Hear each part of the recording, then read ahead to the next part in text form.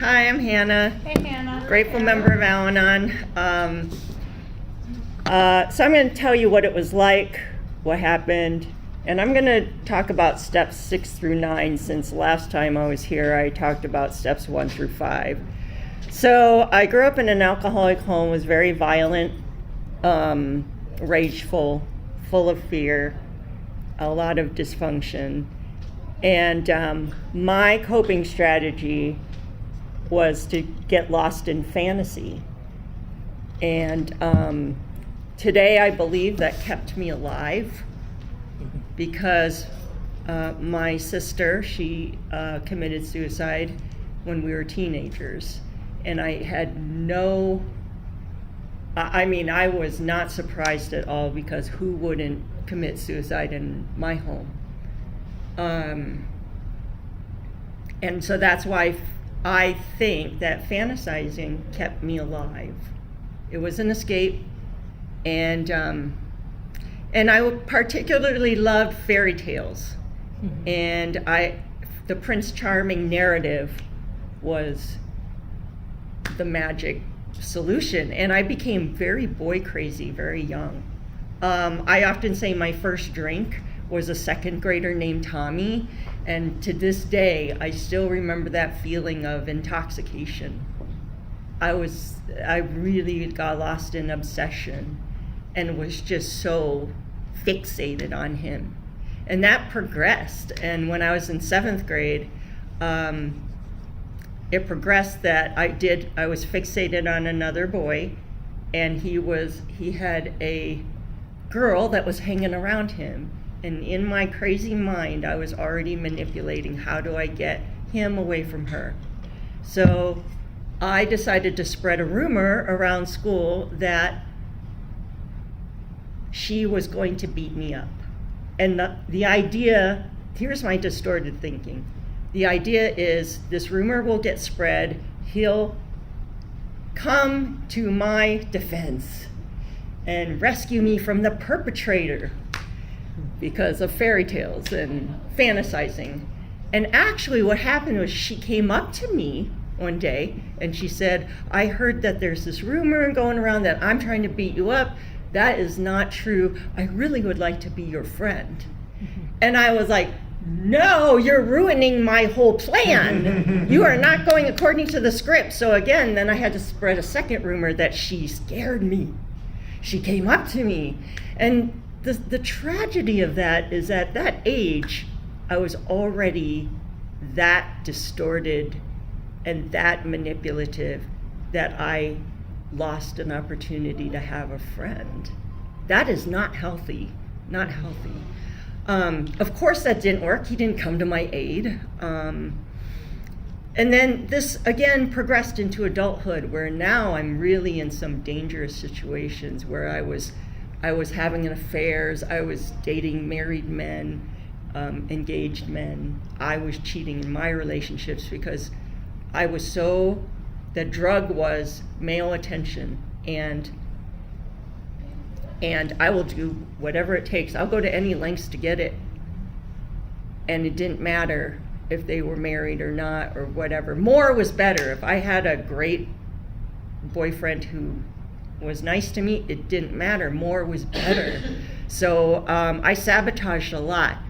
I stalked, I cheated, I just was so fixated on that attention. I did start drinking in my later high school years and definitely college years, and got drunk a lot. But you know what? That wasn't my drug. That wasn't my addiction. So that really didn't stick. And it'd be easy sometimes, I think, if I could just go to the store and buy a bottle of alcohol and get drunk. That's so much easier than trying to go out there and get a man. If I could just go to the store, buy a man, get drunk and have the same effect, that'd be so much easier than trying to get him. And so anyway, that led to many unhealthy relationships. I made many men my higher power, and then one guy, he broke up with me. That got me into Al-Anon the first time. I learned about Al-Anon through someone who was in a women's therapy group. It wasn't enough to keep me in Al-Anon, so I met the next guy and left Al-Anon. That was the one that hit the bottom. For some reason, when he broke it off with me, it was my bottom. There was no reason to go on living, and I wanted to end it. And I crawled back into Al-Anon with the gift of desperation this time, which I didn't have the first time. So I was ready to admit powerlessness. I was ready to surrender. So that's how I got back into Al-Anon and have stayed. So in regards to step 6, which says becoming entirely ready to have God remove my defects of character, for me it's about willingness. And I was resistant sometimes. I remember having so much resentment towards that ex that broke up with me. He ended my world. And thank God I didn't take my life, but I came back to Al-Anon because it saved my life. And that's why I'm not exaggerating when I say Al-Anon for me was a matter of life or death. So anyway, my new sponsor said to me, "Why don't you pray for your ex?" No, no, I am not doing that. He's a piece of shit. I am not going to pray for him. I said, maybe if I get happily married, win the lottery, be the Queen of England, I may consider looking down on him and,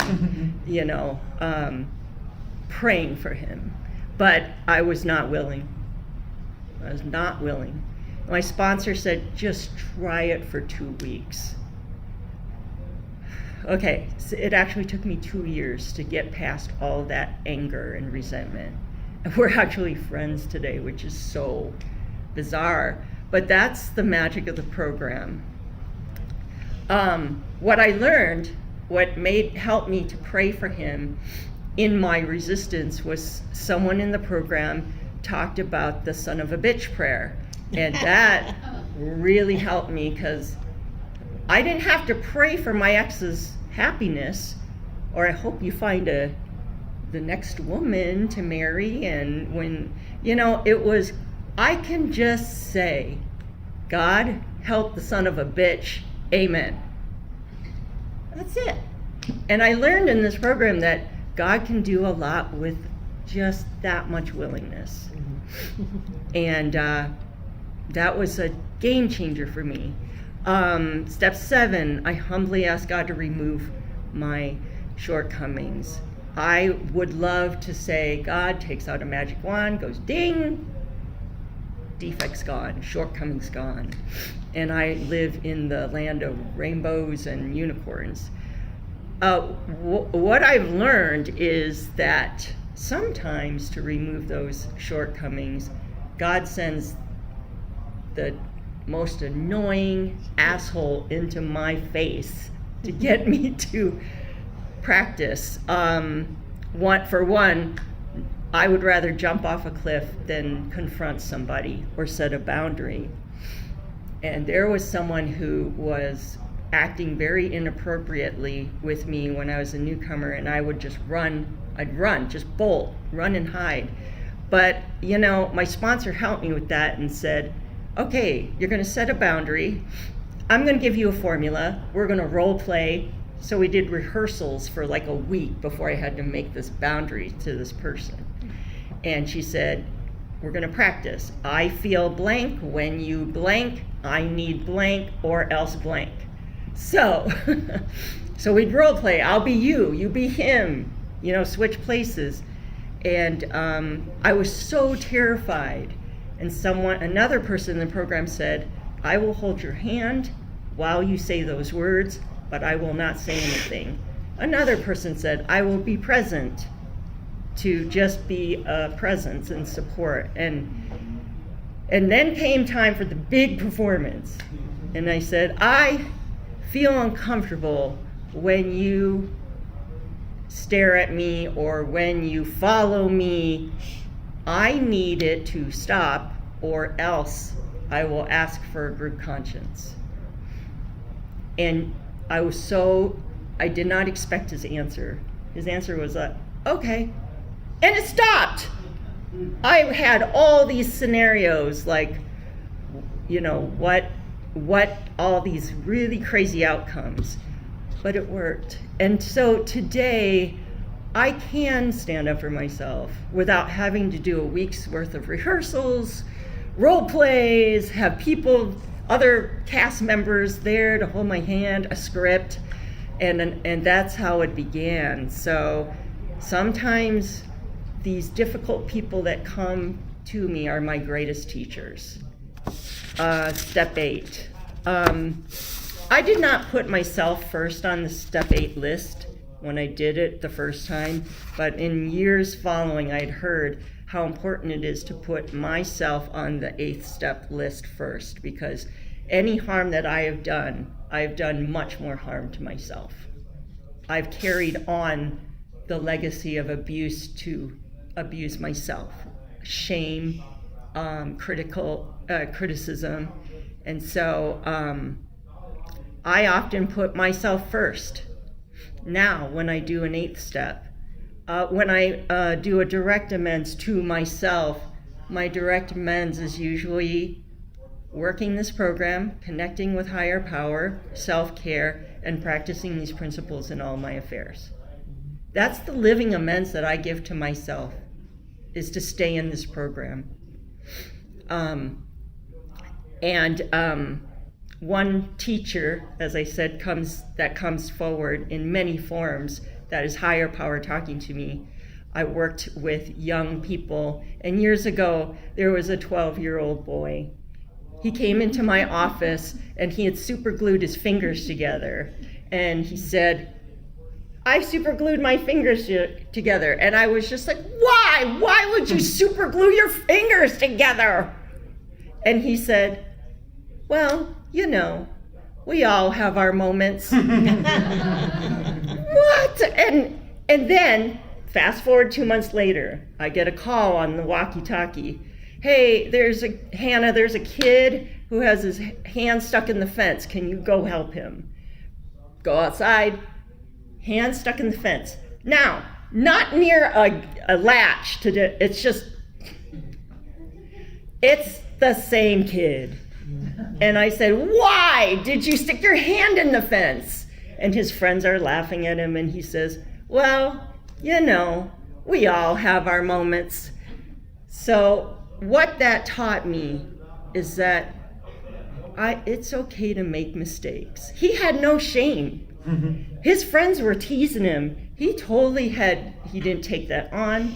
He didn't condemn himself. He didn't say, you're so stupid, I'm so stupid, like I was taught to do.